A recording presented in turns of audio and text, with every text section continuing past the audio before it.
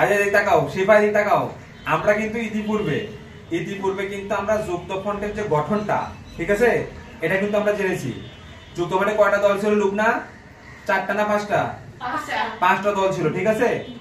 আর এই যুক্তফ্রন্টটা গঠিত হয়েছিল 1953 সালে, আর এই যুক্তফ্রন্ট নির্বাচনটা হয় হচ্ছে 1954 সালে, ঠিক আছে। আচ্ছা, এই যুক্তফ্রন্ট নির্বাচন যখন হয় তখন দেখা গেল যুক্তফ্রন্ট এবং মুসলিম লীগ এই দুইটা দলের মধ্যে মানে সর্বোচ্চ আসন পায় হচ্ছে যুক্তফ্রন্ট, আর মুসলিম লীগ মাত্র পায় হচ্ছে 9টি আসন, আর যুক্তফ্রন্ট পায় 223টি আসন, মানে 237টি মুসলিম আসন ছিল, তার মধ্যে এইভাবে ফলাফলটা হয়। আর বিভিন্ন পত্রপত্রিকায় সেই সময় এই যুক্তফ্রন্ট নির্বাচনটাকে বলা হয় হচ্ছে ব্যালট বিপ্লব। কি বিপ্লব বলা হয়? ব্যালট বিপ্লব। আচ্ছা, এখন এই যে একটা জিনিস দেখা গেল যে যুক্তফ্রন্ট যে এত সংখ্যাগরিষ্ঠতা পাইলো, কি কারণে পাইলো, এটা একটা বিষয় আছে। এটার কারণ হচ্ছে যে যুক্তফ্রন্ট নির্বাচনের আগে একটা ইশতেহার দেয়, প্রত্যেকটা দলই একটা ইশতেহার দেয় যে আমরা যদি ক্ষমতায় যাই তাহলে আমরা কি করব, ঠিক আছে। তো এখানে যুক্তফ্রন্টে ছিল কিন্তু দেখো 21টা দফা। কয়টা দফা? 21টা দফা। মানে এটা ছিল তাদের ম্যানিফেস্টো। মানে এই 21টা দফা কাজে লাগায় তারা প্রচারণা সবকিছু করেছে যে আমরা যদি ক্ষমতায় যেতে পারি তাহলে আমরা যে পূর্ব পাকিস্তানের যে আমরা মানুষগুলো আছি তাদের আমি এই দফাগুলো কি করব? বাস্তবায়ন করব। আর এই যে দফাগুলো আছে 21টা দফা, এই 21টা দফার প্রত্যেকটাই আমাদের পূর্ব বাংলার মানুষের সাথে সংশ্লিষ্ট। মানে আমাদের পূর্ব বাংলার যে মানুষগুলো ছিল তাদের আশা প্রত্যাশার প্রতীকী হচ্ছে এই 21টা দফা। আর এই জন্যই সর্বস্তরের মানুষ যুক্তফ্রন্টকে সমর্থন দেয় এবং তারা জয়লাভ করে, ঠিক আছে। আচ্ছা, এখন দেখো যে 21টা দফার মধ্যে আমি মোটামুটি 10টা দফা এখানে লিখছি, বাকিগুলো করতে হবে, কিন্তু এই 10টা বাদ দেওয়া যাবে না। তো দেখো প্রথম যেটা ছিল, যে প্রথম ছিল হচ্ছে বাংলাকে পাকিস্তানের অন্যতম রাষ্ট্রভাষা করা। ভালো করে বুঝো কিন্তু। আচ্ছা, এখন দেখো যে আমরা জানি যে 52 সালে ভাষা আন্দোলন হয়, ঠিক আছে। ভাষা আন্দোলন হওয়ার পরে পাকিস্তানিরা কিন্তু বাধ্য হয় ভাষা আন্দোলনের ফলে বাংলাকে রাষ্ট্রভাষা হিসেবে মেনে নিতে, এবং আমরা জানি যে 1956 সালের সংবিধানে কিন্তু বাংলাকে কি করে? রাষ্ট্রভাষার মর্যাদা দেয়। আর এই যে 54 সালে যে যুক্তফ্রন্ট নির্বাচন হলো, এই নির্বাচনে যুক্তফ্রন্টের অন্যতম দফাই ছিল যে আমরা যদি ক্ষমতায় যাইতে পারি তাহলে আমরা প্রথম যে মানুষের যে প্রত্যাশা জায়গা ভাষা, আমরা বাংলাকে রাষ্ট্রভাষার মর্যাদা দিব। এই জন্য প্রথম দিছে বাংলাকে পাকিস্তান অন্যতম রাষ্ট্রভাষা করা। 2 নাম্বারটা দেখো, পাট ব্যবসাকে জাতীয়করণ, পাটের ন্যায্য মূল্য প্রদান। তৎকালীন সময়ে কিন্তু আমাদের বৈদেশিক মুদ্রা অর্জনের অন্যতম হাতিয়ার ছিল এই পাটের ব্যবসা, অর্থাৎ পাট ছিল সোনালী আঁশ, ঠিক আছে। আর পাটটা বিদেশে রপ্তানি করেই কিন্তু কি হতো? প্রচুর পরিমাণে বৈদেশিক মুদ্রা আমাদের এখানে আসতো, ঠিক আছে। এরপরে দেখো সমবায় কৃষি ব্যবস্থার প্রবর্তন। যেহেতু বাংলাদেশ একটা কৃষিভিত্তিক দেশ, সেহেতু সমবায় ভিত্তিক। সমবায় ভিত্তিক মানে কি? যে একটা ব্যবস্থা সমবায়, যে একার পক্ষে একটা চাষির পক্ষে সবকিছুর যোগান দেওয়া সম্ভব না, কিন্তু যদি তারা 10 মিলে কাজ করে তাহলে কিন্তু সম্ভব।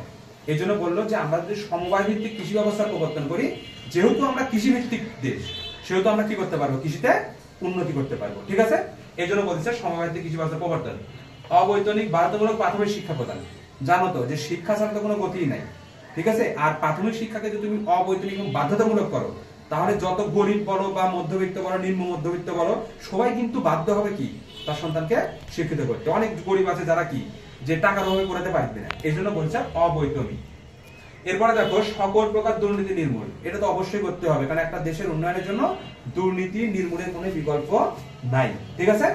এরপরে দেখো ভাষা শহীদদের স্মরণে শহীদ মিনার নির্মাণ। জানো অলরেডি কিন্তু ভাষা আন্দোলন হয়ে গেছে 52 সালে, ঠিক আছে। যারা শহীদ হয়েছে সালাম, জব্বার, রফিক, শফিউর, তাহলে তাদের স্মৃতি রক্ষার্থে কি 23 ফেব্রুয়ারি কিন্তু একটা করেছিল শহীদ মিনার, কিন্তু পুলিশ এটা আবার ভেঙে দেয়। এই জন্য এরা বললো যে আমরা নতুন করে শহীদ মিনার নির্মাণ করবো, এটা। এরপর দেখো পূর্ব বাংলার পূর্ণ স্বায়ত্ত শাসন প্রদান। আচ্ছা, এখানে একটা বিষয় কিন্তু স্বায়ত্ত শাসন, এই কথাটা কিন্তু আমরা বুঝি না সচরাচর। স্বায়ত্ত শাসন জিনিসটা হচ্ছে যে এই যে প্রদেশটা, এই প্রদেশটা স্বাধীন, অর্থাৎ কেন্দ্রের শাসনের মুক্ত থাকবে, অর্থাৎ আমরা যা প্রতিনিধি নির্বাচন করব সেই আমাদেরকে শাসন করবে, আমাদের দাবি দাওয়া সবকিছু তারা পূরণ করবে। এই জন্য বলতেছে যে এখানে কেন্দ্রের কোনো হস্তক্ষেপ চলবে না। এই জন্য বললো যে পূর্ব বাংলার পূর্ণ স্বায়ত্ত শাসন প্রদান। এরপরে দেখো 21 ফেব্রুয়ারি শহীদ দিবস এবং সরকারি ছুটির দিন ঘোষণা। যেহেতু ভাষা আন্দোলন তো জানোই 21 ফেব্রুয়ারি চূড়ান্ত রূপ লাভ করে, তাই না? এই জন্য ওই দিনটাকে বললো শহীদ দিবস ও সরকারি ছুটির দিন ঘোষণা। আচ্ছা, নিয়মিত এবং অবাধ নির্বাচনের ব্যবস্থা করা। এটা জানো যে নির্বাচন যদি না থাকে তাহলে গণতন্ত্রের সুষ্ঠু চর্চা হয় না, ঠিক আছে, একটা শাসক স্বৈরাচার হয়ে যায়, তাই কি না? এখন যদি পর্যায়ক্রমে নির্বাচনী ব্যবস্থাটা থাকে তাহলে কি হবে, দেশে সুষ্ঠু গণতান্ত্রিক ব্যবস্থা প্রবর্তিত হবে। এই জন্য বললো যে আমাদের নিয়মিত এবং অবাধ নির্বাচনের ব্যবস্থাটা করতে হবে।